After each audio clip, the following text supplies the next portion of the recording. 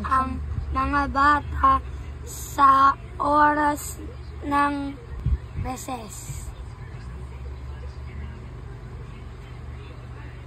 Nakapulot ng pitakas si Raul.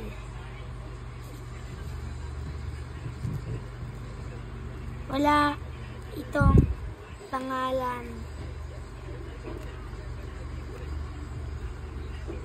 Dinala niya ito sa kanilang guro.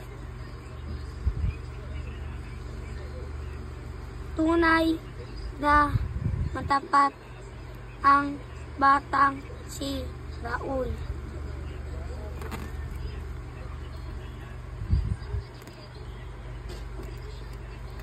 Naglalaro ang mga bata sa oras ng reses. Nakapulot ng pitaka si Raul. Wala itong pangalan.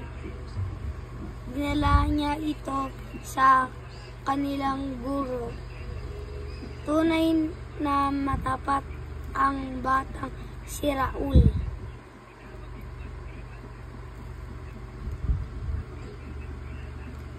Naglalaro ang mga bata sa oras ng reses.